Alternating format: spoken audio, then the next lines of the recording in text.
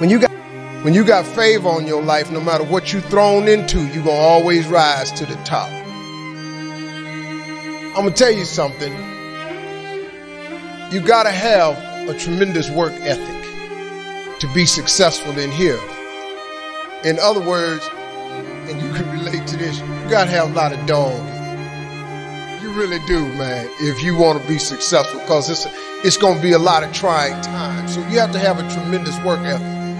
But you got to have faith. Faith without works is dead. Albert Einstein said once, he said, imagination is everything. It's the preview to life's coming attractions. Now I want you to get this now. Imagination is everything. It's the preview to life's coming attractions. Because if you think about it, everything you have, everything we have in this world, somebody imagined it. It's your imagination is tremendous. Somebody was sitting on the phone one day talking with a cord to the wall and said, man, I wish I could just go outside with this phone. Everybody in here got a cell phone. Somebody imagined that. Somebody got tired of riding in a wagon cross country from slavery to freedom. Somebody said, I wish we had something that made these wheels move by themselves. We drive cars. People got tired of driving from New York to LA. Somebody said, I wish we could fly. We got airplanes. Imagination is everything. It's the preview to life's coming attractions. Your real life, the one God really got for you, is in your imagination. It is not in your current situation or your current paycheck. And if you've been living like that, you have then restricted yourself to a commonality that is really not yours. Because what really God got for you is really in your imagination. Faith is the substance of things hoped for and the evidence of things not seen. So when I told you a minute ago, you got to have a tremendous work ethic, but you got to have a lot of faith. I talk to so many people who get older, like some of us are, and they've lost the faith. Well, faith is really simple. Faith is the substance of things hoped for. All that means is in the beginning, you just hope something pop up. You know, you just kind of hope something happened for you. I was hoping I would get on TV. I wrote it on a piece of paper when I was 10. I want to be on TV. The problem I had when I wrote it at 10 was I suffered from a severe stuttering problem. I could not talk outside of my house. So can you imagine when I wrote on a piece of paper, I want to be on TV and turn that in? But when I wrote it on the paper, it wasn't factual. It was just hope. You just got to start with the hope. Faith is the substance of things that you hope for. You just hope something, Joe.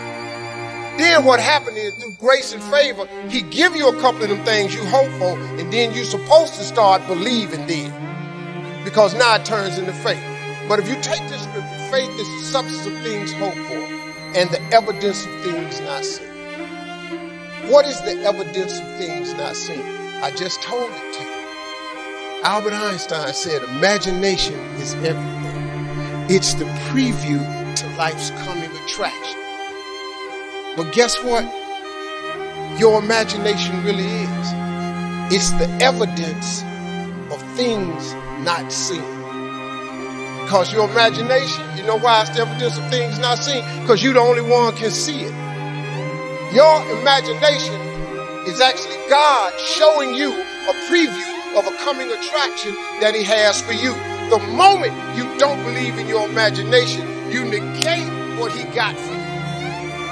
Your imagination is the preview to life's coming attraction.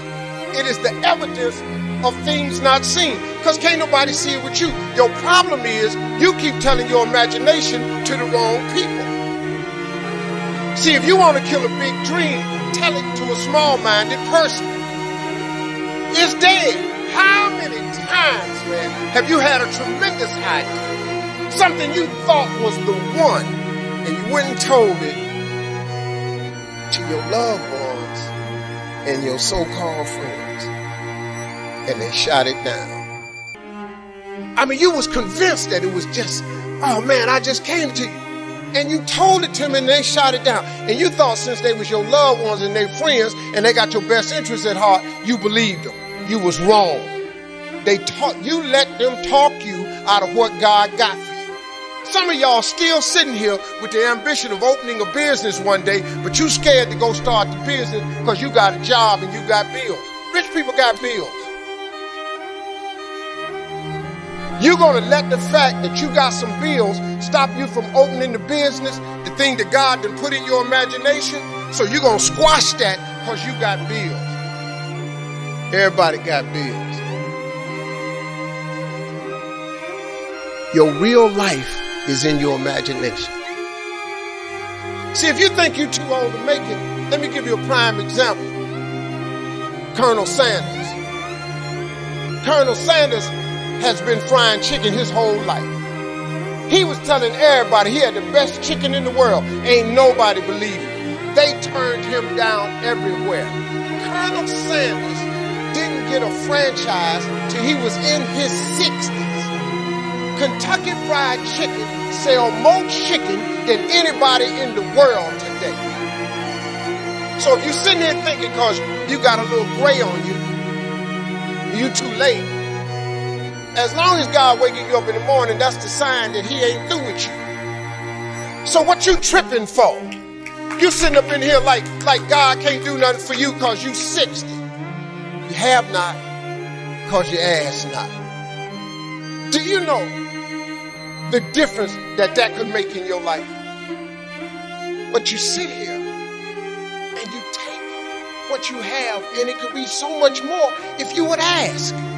See, you have not because you ask not. When the last time you really asked him for something? Or do you keep making requests that's inside the confines of your paycheck? When you gonna get outside of that? Didn't I just tell you God ain't in your paycheck? Didn't I just tell you he ain't in your job title? The life God got for you is in your imagination. Why you still imagining stuff? Why you keep dreaming of a summer home? Why you keep dreaming of retirement? I do not live my life in the confines of what anybody says to me. I let my imagination go, and now imagination is a preview to life's coming attraction. But what that really means is God showing you a preview of what he has for you. So now, if you have not because you ask not, do you understand if you up your ask, he has to up his gift? Just period. This is simple stuff that anybody can apply, but you got to ask for something. If you up your ask, he got to up his gift, period. Have not because you ask not. How you can't get that from God? You know why? Because you ain't asking. You keep asking him for stuff that fit in your paycheck.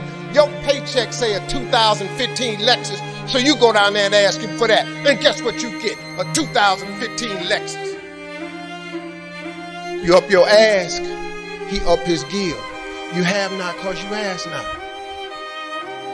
This ain't a magic trick, man. I have asked God for some tremendous stuff. Everything he has given to me is on the way. I have no doubt about it. Why would he not? But you got to start the hustle. You got to give God something to work with. Look, if you start hustling and grinding, he'll fill it up for you. But if you ain't got no hustle and no grind, he can't fill it up.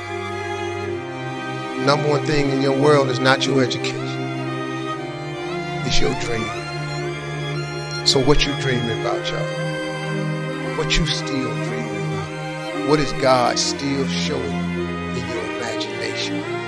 What are you so afraid of? Why would you not take that leap before you mess around with it? Why would you not go and see what God really got for you before you leave this world?